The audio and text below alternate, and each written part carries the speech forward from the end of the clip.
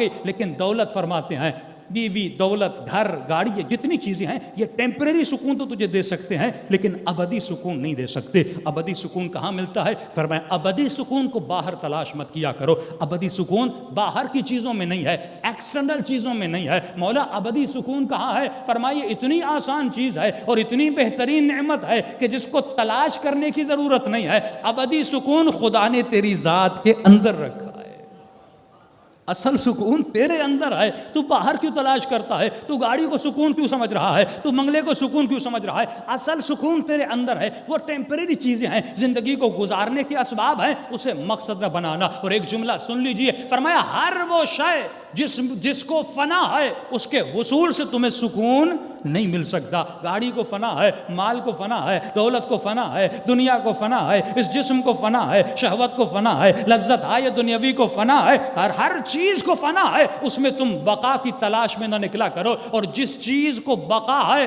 اسی میں خدا نے سکون رکھا ہے۔ پروردگارہ بقا کس میں ہے؟ آواز آئی الا بذکر اللہ تطمئن القلوب، جس چیز سے دل مطمئن ہوتے ہیں وہ ذکر پروردگار عالم ہے۔